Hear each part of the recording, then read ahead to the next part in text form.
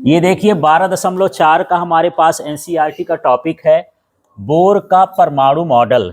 अभी हम देखे थे कि जो रदरफोर्ड ने मॉडल दिया उसमें दो कमियां हो गई थी। एक कमी ये हो गई थी कि जब वो नाभिक के चारों ओर चक्कर लगाता है तो विद्युत चुम्बकीय तरंगों को निकालेगा, जिससे उसकी ऊर्जा घट जाएगी और वो सर्पिलाकार मार्ग में गति करते हुए नाभिक के अंदर गिर जाएगा। एक ये कमी हो गई, ठीक है। और दूसरी कमी ये थी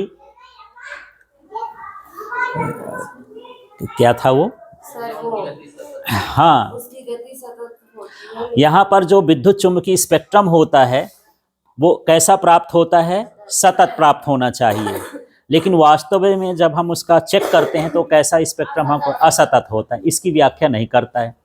इन दोनों चीज को, कमी को दूर करके बोर ने एक नया मॉडल दे दिया।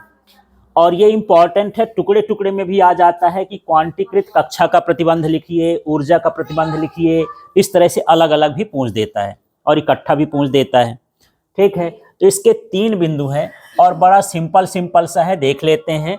इलेक्ट्रॉन नाभिक के चारों ओर कक्षाओं में चक्कर लगाता है लेकिन विद्युत चुम्बकीय तरंगों का उत्सर्जन नहीं करता है। ये कमी थी ना उसमें, जैसे वहां पर हमने मान लिया कि ये विद्युत चुम्बकीय तरंगों का उत्सर्जन करता है, जिससे इसकी ऊर्जा क्या होती है, घटती है। तो ये क्या कह रहा है कि नाभिक के चारों ओर कक्षाओं में, स्थिर कक्षाओं में चक्कर लगाता है लेकिन विद्युत चुम्बकीय तरंगों का उत्सर्जन नहीं करता है। पहला वाला क्लियर हो गया। फिर से बात करते हैं, क्या हो गया, इलेक्ट्रॉन नाभिक के चारों ओर स्थिर कक्षाओं में चक्कर लगाता है। कैसी कक्षाओं में, स्थिर कक्षाओं में चक्कर लगाता है, लेकिन विद्युत चुम्बकीय तरंगों का उत्सर्जन नहीं करता है, ठीक है। दूसरा प्रतिबंध ये है क्वांटीकृत प्रतिबंध, तो इसको पढ़ लेंगे तो ये सरल हो जाएगा। इलेक्ट्रॉन उन्हीं कक्षाओं में चक्कर लगाता है जिसका कोणीय संवेग, L का मतलब कोणीय संवेग है ना, h/2π का पूर्ण गुणज होता है। n माने पूर्ण संख्या 1 से लेकर के पॉजिटिव में जाती है अनंत तक, तो इसको बोलेंगे, पहले इसका नाम लेते हैं कोणीय संवेग, और ये हो गया h/2π, और n का मतलब हो गया पूर्ण, और इसके बीच में कोई संख्या गुणा चिन्ह नहीं है तो क्या हो गया, पूर्ण गुणज होता है। तो कोणीय संवेग h/2π का क्या होता है, पूर्ण गुणज होता है, ठीक है। तो इलेक्ट्रॉन उन्हीं कक्षाओं में चक्कर लगाएगा जिसका कोणीय संवेग h/2π का क्या होगा, पूर्ण गुणज हो जाएगा, ठीक है। तीसरा देखते हैं ऊर्जा का प्रतिबंध। जब इलेक्ट्रॉन उच्चतर कक्षा से निम्नतर कक्षा में संक्रमण करता है, संक्रमण करने का मतलब उसमें प्रवेश करता है, आता है, तो फोटॉन का उत्सर्जन करता है। फिर इसको बोलना है, तो ये फोटॉन की ऊर्जा, h का मतलब क्या हो गया, फोटॉन की ऊर्जा। ये इलेक्ट्रॉन की प्रारंभिक अवस्था, I माने होता है इनिशियल, ये प्रारंभिक अवस्था, ये F माने हो गया फाइनल अवस्था, माने अंतिम अवस्था के अंतर के बराबर होता है। इसको पढ़ोगे, सूत्र से पढ़ोगे तो ये शब्द आसान हो जाएगा। फिर से देखते हैं, इलेक्ट्रॉन कहाँ से आएगा, उच्चतर कक्षा से, कहाँ आएगा, निम्नतर कक्षा में, तो क्या निकालेगा, फोटॉन। पहले ये चीज जान लो कि जब इलेक्ट्रॉन उच्चतर कक्षा से निम्नतर कक्षा में आता है तो क्या करता है, फोटॉन का उत्सर्जन करता है। फिर इसको बोलना है जिसकी ऊर्जा इलेक्ट्रॉन की प्रारंभिक अवस्था और अंतिम अवस्था के अंतर के बराबर होता है। इस तरह से ये कौन सा हो गया, तीसरा प्रतिबंध हो गया। अब ये सारी चीज तो प्रतिबंध निकाला, लेकिन इसके बाद भी इसमें 1-2 कमियां हो गई। क्या कमी हो गई, यह हाइड्रोजन सम परमाणुओं के लिए लागू होता है, बड़े परमाणुओं के लिए लागू नहीं होता है।